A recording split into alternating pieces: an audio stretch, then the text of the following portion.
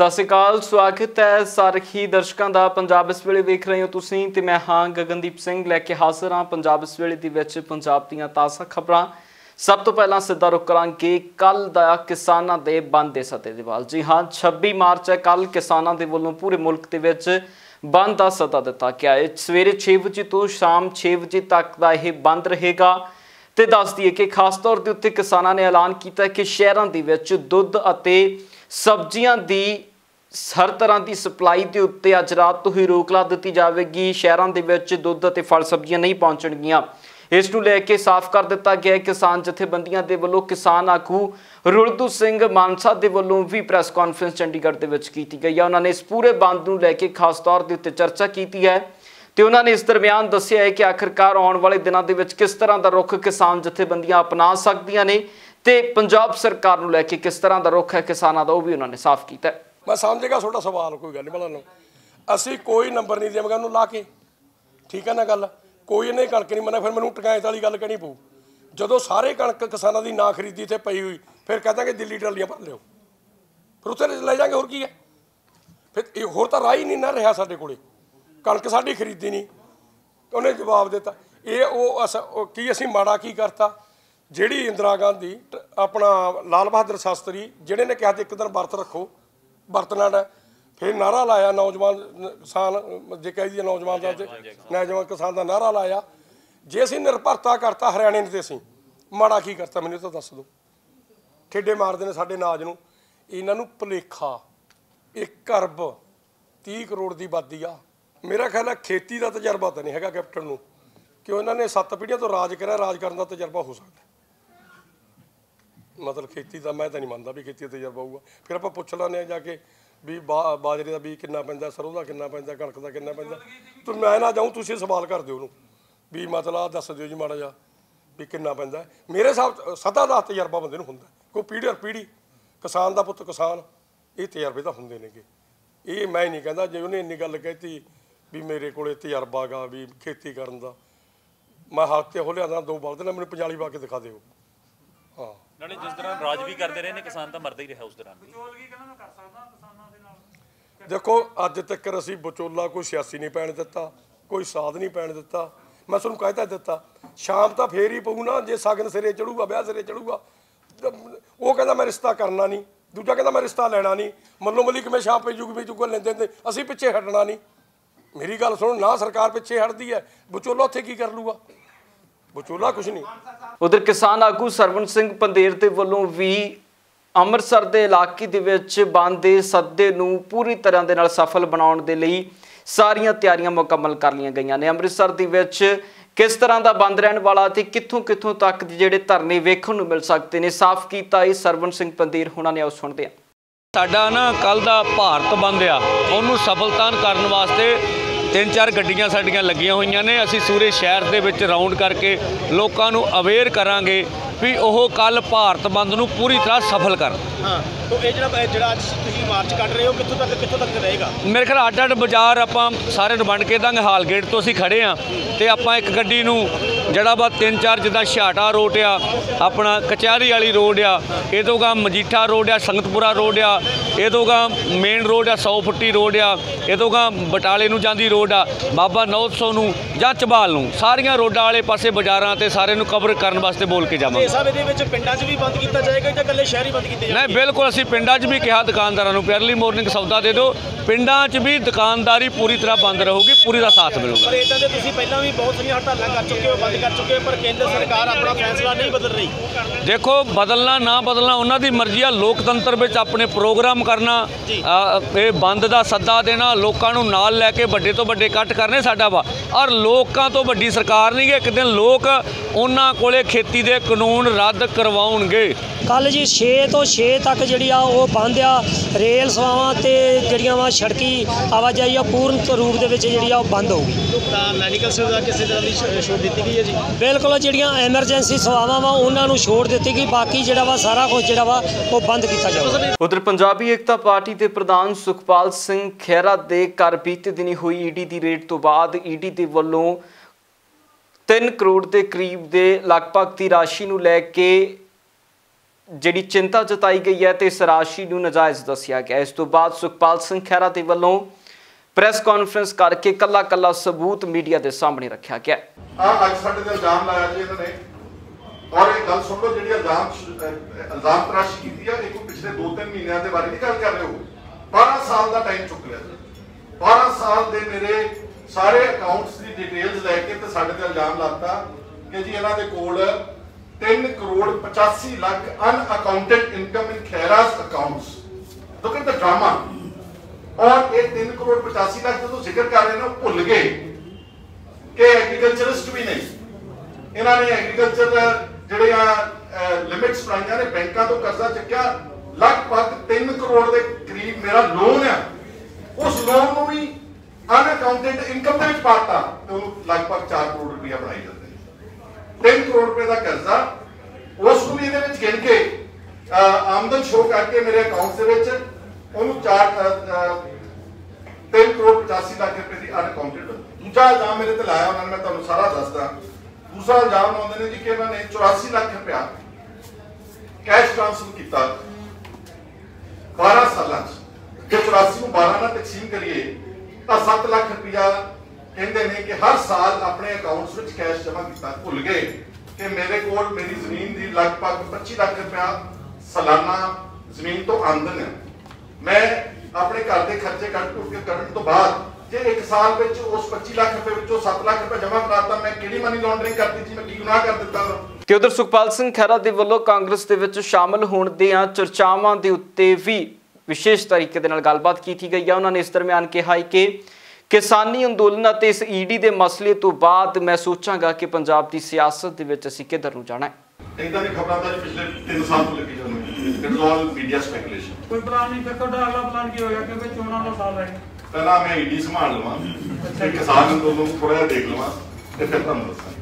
ਖਬਰਾਂ ਛੱਡਣ ਦੀ ਖਬਰ ਜਾ ਰਹੀ ਹੈ ਈਡੀ ਦਾ ਰਿਲੇਟਡ ਤੇ ਨਹੀਂ ਹੈਗਾ ਇਸ਼ੂ ਸਵਾਲ। ਨਹੀਂ, ਇਹਦੇ ਬਾਰੇ ਮੈਂ ਕੀ ਕਹਿ ਸਕਦਾ, ਜਾਣਦਾ ਹੀ ਪ੍ਰੋਗਰਾਮ ਹੈ, ਨਹੀਂ ਤਾਂ ਰਿਲੇਟਡ ਮੈਂ ਕਿੱਦਾਂ ਕਹਿ ਸਕਦਾ। ਜਿਹੜੇ ਕੋਈ ਕਿਆਫੇ ਲਾਉਂਦੇ ਹੋਣਗੇ ਉਹ ਰਿਲੇਟ ਕਰ ਸਕਦੇ ਨੇ।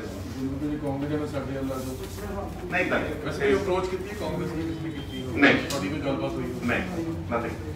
ਉਧਰ ਭਾਜਪਾ ਆਗੂ ਤਰੁਣ ਚੁੱਗ ਦੇ ਵੱਲੋਂ ਕੈਪਟਨ ਅਮਰਿੰਦਰ ਸਿੰਘ ਦੀ ਕਾਰਗੁਜ਼ਾਰੀ ਦੇ ਉੱਤੇ ਸਵਾਲ ਚੁੱਕੇ ਗਏ ਨੇ ਅਤੇ ਨਾਲ ਹੀ ਉਹਨਾਂ ਨੇ ਇਸ ਦਰਮਿਆਨ ਕਿਸਾਨ ਆਗੂਆਂ ਦੇ ਉੱਤੇ ਵੀ ਗੰਭੀਰ ਇਲਜ਼ਾਮ ਲਾਏ ਨੇ। ਬੜੀ ਦੇਰ ਦੀ ਮੰਗ ਸੀ ਕਿਸਾਨਾਂ ਦੀ ਕਿ ਉਹਨਾਂ ਦੇ ਪੈਸੇ ਉਹਨਾਂ ਦੇ ਅਕਾਊਂਟ 'ਚ ਸਿੱਧੇ ਜਾਣੇ ਚਾਹੀਦੇ। ਇੱਕ ਪੈਨ ਬਣਾਉਣ ਵਾਲਾ ਜਿਹੜਾ ਪ੍ਰੋਡਿਊਸ ਕਰ ਰਿਹਾ ਪੈਨ, ਉਹਦੇ ਪੈਸੇ ਤੇ ਉਹਦੇ ਅਕਾਊਂਟ 'ਚ ਜਾ ਰਹੇ, ਬ੍ਰੈਡ ਵਾਲੇ ਦੇ ਉਹਦੇ ਅਕਾਊਂਟ 'ਚ ਜਾ ਰਹੇ। ਅਸੀਂ ਕਿਸਾਨਾਂ ਨਾਲ ਧੱਕਾ ਕਿਉਂ ਕਰਨਾ ਚਾਹੁੰਦੇ ਹਾਂ? ਜੇ ਉਹਨੇ ਪ੍ਰੋਡਕਸ਼ਨ ਕੀਤੀ ਹੈ ਤੇ ਕਿਸਾਨ ਦੇ ਅਕਾਊਂਟ 'ਚ ਹੀ ਉਹਦੇ ਪੈਸੇ ਜਾਣੇ ਚਾਹੀਦੇ ਨੇ। ਕਿਉਂ ਕਿਸੇ ਏਜੰਸੀ ਜਾਂ ਕਿਸੇ ਵਿਚੋਲੀਏ ਨੂੰ ਪੈਸੇ ਜਾਣ? ਔਰ ਮੈਂ ਸਮਝਦਾ ਜਿਹੜਾ ਸਟੈਂਡ ਭਾਰਤ ਦੀ ਸਰਕਾਰ ਨੇ ਲਿੱਤਾ ਬਿਲਕੁਲ ਸਹੀ ਹੈ। FCI ਨੇ ਜਿਹੜਾ ਸਟੈਂਡ ਲਿੱਤਾ ਬਿਲਕੁਲ ਸਹੀ ਹੈ। ਕਿਸਾਨ ਕਿਉਂਕਿ ਪ੍ਰੋਡਿਊਸਰ ਹੈ, ਮਿਹਨਤ ਕਰਕੇ ਖੂਨ ਪਸੀਨੇ ਨਾਲ ਉਹ ਉਪਜ ਪੈਦਾ ਕਰਦਾ ਹੈ, ਪੈਸਾ ਉਹਦੇ ਅਕਾਊਂਟ 'ਚ ਹੀ ਜਾਣਾ ਚਾਹੀਦਾ। ਪਰ ਕੈਪਟਨ ਸਾਹਿਬ ਉਹ ਚੋਲਾ ਤੇ ਉਹਨਾਂ ਨੇ ਪਾਇਆ ਹੈ ਕਿਸਾਨੀ ਹਮਦਰਦੀ ਦਾ, ਲੇਕਿਨ ਗੱਲ ਉਹ ਕਿਸਾਨਾਂ ਦੇ ਖਿਲਾਫ ਹੀ ਕਰਦੇ। ਇਹਦੇ ਨਾਲ ਗੱਲ ਕਰੀਏ, ਉਹ ਬੀਜੇਪੀ ਬਾਰੇ ਕਹਿ ਰਹੇ ਨੇ ਕਿ ਬੀਜੇਪੀ ਕੌਣ ਹੈ, ਉਹ ਨਹੀਂ ਜਾਣਦੇ। ਐਸਾ ਕਿ ਕੈਪਟਨ ਸਾਹਿਬ ਜਦੋਂ ਤੁਸੀਂ 97 'ਚ ਬੜੇ ਲਾਲਇਤ ਸੀ ਕਿ ਮੈਨੂੰ ਟਿਕਟ ਪਟਿਆਲਾ ਤੋਂ ਲੜਾ ਦਿਓ, ਚਾਹੇ ਉਹ ਬੀਜੇਪੀ ਦੇ ਬੈਨਰ ਤੇ ਲੜਾਓ ਤੇ ਚਾਹੇ ਅਕਾਲੀ ਦਲ ਦੇ ਬੈਨਰ ਤੇ ਲੜਾਓ।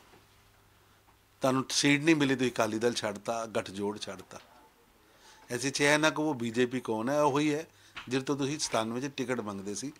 ਤੇ ਕੈਪਟਨ ਸਾਹਿਬ ਉਹੀ ਪਾਰਟੀ ਹੈ, ਕਿਉਂਕਿ ਹੁਣ ਤੁਹਾਡੀ ਬਜ਼ੁਰਗ ਹੋ, ਸਾਡੇ 80 ਸਾਲ ਤੁਹਾਡੀ ਉਮਰ ਹੋ ਗਈ ਹੈ। ਮੈਂ ਕੁਝ ਕਹਿਣਾ ਨਹੀਂ ਚਾਹੁੰਦਾ, ਤੁਹਾਨੂੰ ਕਈ ਚੀਜ਼ਾਂ ਭੁੱਲ ਜਾਂਦੀਆਂ ਹੋਣੀਆਂ। ਬੀਜੇਪੀ ਤੁਹਾਡੇ ਰਾਜਨੀਤੀ 'ਚ ਆਉਣ ਤੋਂ ਪਹਿਲਾਂ ਦੀ ਪਾਰਟੀ ਹੈ। ਜਦੋਂ ਤੁਸੀਂ ਸਕੂਲੇ ਪੜ੍ਹਦੇ ਸੀ ਉਦੋਂ ਵੀ ਬੀਜੇਪੀ ਦੇ ਪੰਜਾਬ 'ਚ ਵਿਧਾਇਕ ਸਨ। ਐਸਾ ਕਿ ਪੇਮੈਂਟ ਡਾਇਰੈਕਟ ਹੋਏਗੀ, ਜਿਹੜਾ ਫਸਲ ਵੇਚੇਗਾ ਉਹਨੂੰ ਪੇਮੈਂਟ ਹੋਏਗੀ। ਐਸੇ 'ਚ ਮੈਨੂੰ ਨਹੀਂ ਲੱਗਦਾ ਕੋਈ ਇਹ 'ਚ ਸੰਸ਼ੇ ਹੈ। ਕਿਸਾਨ ਦੇ ਅਕਾਊਂਟ 'ਚ ਪੈਸੇ ਜਾਣੇ ਚਾਹੀਦੇ, ਜਿਹਨੇ ਪੈਦਾਵਾਰ ਪੈਦਾ ਕੀਤੀ ਹੈ, ਮਿਹਨਤ ਲਾਈ ਹੈ, ਦਿਨ ਰਾਤ ਜਾਗ ਕੇ ਫਸਲ ਪੈਦਾ ਕੀਤੀ, ਪੇਮੈਂਟ ਉਹਨੂੰ ਮਿਲਣੀ ਚਾਹੀਦੀ ਹੈ। ਉਧਰ ਸ਼੍ਰੀ ਕਰਤਾਰਪੁਰ ਸਾਹਿਬ ਦੇ ਕੋਰੀਡੋਰ ਨੂੰ ਲੈ ਕੇ ਵੀ ਸ਼੍ਰੋਮਣੀ ਗੁਰਦੁਆਰਾ ਪ੍ਰਬੰਧਕ ਕਮੇਟੀ ਦੀ ਪ੍ਰਧਾਨ ਬੀਬੀ ਜਗੀਰ ਕੌਰ ਦੇ ਵੱਲੋਂ ਇੱਕ ਪੱਤਰ ਦੇਸ਼ ਦੇ ਪ੍ਰਧਾਨ ਮੰਤਰੀ ਨੂੰ ਲਿਖਿਆ ਗਿਆ ਹੈ। ਉਹਨਾਂ ਦਾ ਇਸ ਮੌਕੇ ਦੇ ਉੱਤੇ ਅਪੀਲ ਸੀ ਕਿ ਕੋਰੀਡੋਰ ਨੂੰ ਜਲਦ ਤੋਂ ਜਲਦ ਖੁਲਵਾਇਆ ਜਾਣਾ ਚਾਹੀਦਾ ਹੈ। ਹੁਣ ਜਿਹੜੀ ਸਾਡਾ ਵਿਸਾਖੀ ਤੇ ਜਥਾ ਜਾ ਰਿਹਾ ਹੈ, ਹੁਣ ਉੱਥੇ ਸਾਡੀ ਕਿਉਂਕਿ 4 ਜਥੇ ਸਾਡੇ ਜਾਣੇ ਹੀ ਹੁੰਦੇ ਹੈ ਪਰੰਪਰਾਗਤ, ਪਹਿਲਾਂ ਹੀ ਜਾਂਦੇ ਆ ਜਿਹੜੇ ਕਿ ਦੋਵਾਂ ਦੇਸ਼ਾਂ ਦਾ ਕੰਪਰੋਮਾਈਜ਼ ਹੈ। ਹੁਣ ਜਿਹੜਾ ਇਹ ਜਥਾ ਜਾਣਾ ਹੈ ਇਹ 10 ਦਿਨ ਵਾਸਤੇ ਉੱਥੇ ਰਹਿਣਾ। ਇਹਦਾ ਮਤਲਬ ਕਿ ਜਥਾ ਜਾ ਸਕਦਾ ਹੈ, ਦਰਸ਼ਨ ਕੀਤੇ ਜਾ ਸਕਦੇ ਗੁਰਦੁਆਰਿਆਂ ਦੇ। ਸੋ ਮੈਂ ਭਾਰਤ ਸਰਕਾਰ ਨੂੰ ਅੱਜ ਫਿਰ ਚਿੱਠੀ ਸਾਡੀ ਜਾ ਰਹੀ ਹੈ ਕਿ ਭਾਰਤ ਸਰਕਾਰ ਇਸ ਗੱਲ ਤਵੱਜੋ ਦੇਵੇ ਕਿ ਉਹ ਤੁਰੰਤ ਕਰਤਾਰਪੁਰ ਸਾਹਿਬ ਦਾ ਲਾਂਘਾ ਖੋਲ੍ਹੇ, क्योंकि यात्रु श्रद्धालु भावें 100 जान भावें 500 जान पूरा एहतियात रख के जाएंगे। जो इन्हां दी शर्तां ने हैल्थ डिपार्टमेंट वालों वो शर्तां लाउण तां जो सिख दा जिहड़ा मन है, सिख दी शरधा जिहड़ी है वो पूरी होनी चाहिए है। भावें थोड़े जा सकन लेकिन उन्हां नूं ये रुकावट चुक देनी चाहिए है। भारत सरकार नूं इस गल दा इतराज़ नहीं होना चाहिए। पर इत्थे शक पैंदा कि पहलां फिर खोलिया क्यों सी, जे अज बंद कर देना सी पक्का ते खोलिया क्यों सी। फिर जे सवेरे जाके शाम नूं यात्री वापस आ जाने हैं तो फिर भारत सरकार नूं जां लोगां नूं किस गल दी इस गल ते इतराज़ है। सो मैं निमरता सहित फिर दोबारा तुहाडे राहीं मीडिया राहीं भारत सरकार नूं बेनती करदी हां कि तुरंत करतारपुर साहिब दा लांघा खोलिया जाए तां जो संगतां दी रीझ ते चाह जिहड़े पूरे हो सकन। प्रधानमंत्री साहब नूं लिखिए कि गृह मंत्री साहब नूं लिखिए? ਅਸੀਂ ਦੋਵਾਂ ਨੂੰ ਲਿਖਾਂਗੇ ਜੀ, प्रधानमंत्री जी नूं भी ते गृह मंत्री जी नूं। उधर पाकिस्तान का 7 मैंबरी डेलीगेट भी भारत दे विच पहुंचे ने। इस डेलीगेट के वलों श्री दरबार साहिब दे विच नतमस्तक होके गुरु घर दे विचों आशीर्वाद प्राप्त किया गया है ते नाल ही उन्होंने इस मौके के उत्ते कहा है कि उन्होंने दरबार साहिब आके आत्मिक शांति मिली है। जहाँ पे पीस की बात है और जहाँ पे सबके लिए जो है वो इक्वल अपॉर्चुनिटी है, अंडरस्टैंडिंग है, तो यहाँ पे आके हमें काफ़ी दिली सुकून मिला है। और मैं फ़र्स्ट टाइम आया हूँ, तो लार्जर लेसन भी इसका यही है कि को एग्जिस्ट करना चाहिए, पीसफुली रहना चाहिए। तो इसमें कोई शक नहीं, मुझे बहुत ही दिली सुकून मिला है और बहुत ही इत्मीनान कल्ब मिला है। देखिए, मैं इस वक्त वाटर के डायलॉग्स के सिलसिले में इंडिया आया था। वाटर के डायलॉग्स जो हैं हम होपफुल हैं कि ये कंटिन्यू रहेंगे और जितना डायलॉग कंटिन्यू रहेगा उतने ही फ्यूचर में जो हमारे पोटेंशियल प्रॉब्लम्स हैं वो कम से कम रहेंगे। उधर एनसीटी बिल नूं लैके लगातार आम आदमी पार्टी अते भाजपा दे विचकार छत्ती दा आंकड़ा बनिया होया है। भाजपा दे वल्लों दिल्ली सरकार दीयां ताकतां नूं एक बार फिर तो घटाउण दे लई जो बिल पेश कीते गए ने, इस दे उत्ते भाजपा अते विरोधी धिरां दे वल्लों लगातार चिंता जताई जा रही है। रवनीत बिट्टू भी कांग्रेस के जो आगू ने वो भी आम आदमी पार्टी के हक दे विच भुगते ने। इस दरमियान आम आदमी पार्टी के हरियाणा तो आगू सुशील गुप्ता के वलों भी खास तौर के उत्ते टिप्पणी की गई है। उन्होंने कहना है कि तानाशाही तरीके दे नाल इस तरह के कानून पास किए जा रहे हैं। देश की लोकतंत्र की हत्या भारतीय जनता पार्टी ने संख्या के बल पे की। कल इवन भारतीय जनता पार्टी के सहयोगी दल और समूचा विपक्षी दल इस बिल के विरुद्ध था, क्योंकि एक चुनी हुई सरकार को शक्तिहीन बनाने के लिए ये बिल आ गया। दिल्ली की 2 करोड़ जनता को जो सुविधाएं मिल रही हैं उसको रोकने के लिए बिल आ गया। अरविंद केजरीवाल जी का जो दिल्ली मॉडल पूरे हिंदुस्तान के अंदर चल रहा है उसको डिस्टर्ब करने के लिए बिल आ गया। और मोदी साहब ने ये तय कर दिया कि मोदी का विकल्प केवल केजरीवाल है, क्योंकि ये उनका डर इस बिल के माध्यम से निकलकर सामने आया। जिस प्रकार दिल्ली के अंदर फ्री बिजली, फ्री पानी, फ्री शिक्षा, फ्री चिकित्सा, महिलाओं के लिए फ्री बस यात्रा, बुजुर्गों के लिए फ्री तीर्थ यात्रा, अनेकों ऐसी स्कीम अरविंद केजरीवाल जी ने चलाई और प्रॉफिट के अंदर सरकार चलाई। जनता का पैसा जनता को वापस दिया और दिल्ली को बेहतरीन शहरों के अंदर गिनती उठाकर लेकर आए। परंतु उस मॉडल से जब भारतीय जनता पार्टी डरी और जो 23 साल से लगातार दिल्ली की जनता ने बीजेपी को सत्ता में घुसने नहीं दिया, उस बीजेपी ने बैकडोर से दिल्ली की जनता पर शासन करने की सोची। और जो एक चुना हुआ मुख्यमंत्री, चुना हुआ मंत्रिमंडल, चुने हुए विधायक, उनकी शक्ति को निकालकर एक नॉमिनेटेड व्यक्ति को उपराज्यपाल को शक्ति देने का जो प्रयत्न किया है, इसके दूरगामी परिणाम इस देश के संघीय ढांचे के लिए भी खतरनाक हैं। क्योंकि जहाँ जहाँ बीजेपी हारती जाएगी वहाँ पे मुख्यमंत्री के बजाय राज्यपाल उपराज्यपाल को शक्ति देती जाएगी। ऐसा बिल की अगर ये परंपरा बन गई तो ये देश के इतिहास के अंदर काले अक्षरों के अंदर लिखा जाने वाला बिल कल इन्होंने पास किया है।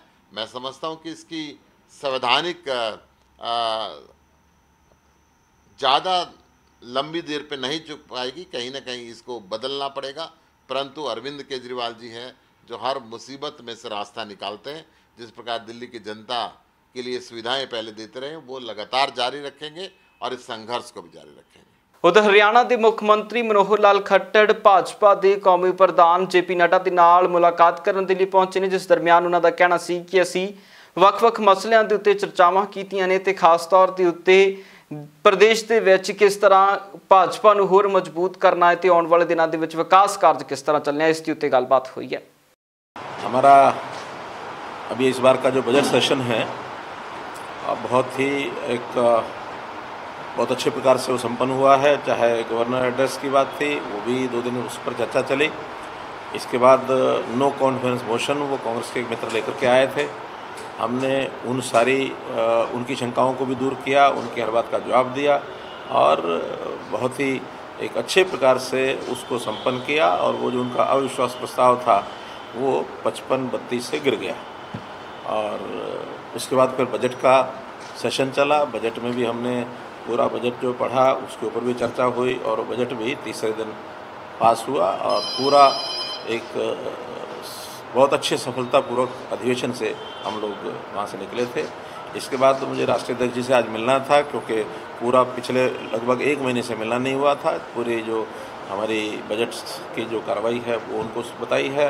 उन्होंने कुल मिलाकर जो 5 राज्यों में चुनाव चल रहे हैं उसमें हरियाणा के कार्यकर्ताओं को जाने के लिए आह्वान किया है और हरियाणा की बाकी परिस्थितियों पर भी चर्चा हुई, जैसे किसान आंदोलन है और कोविड का जो विषय दोबारा से चूँकि एक प्रभाव दिखाने लगा अपना, उसमें भी हमारी जो तैयारियां हैं वो सब बताई। तो ऐसी एक जिसको कहना चाहिए एक औपचारिक तौर पर ये एक बैठक हुई, हमारी सारे विषय को अवगत उनसे करा। पंजाब इस वेले दे विच फिलहाल इन्ना ही, फिर मुड़ हाजिर होवांगे नवीं ते ताज़ा अपडेट्स दे नाल। तद तक ਲਈ ਮੈਨੂੰ ਦਿਓ इजाजत। बहुत बहुत धन्यवाद।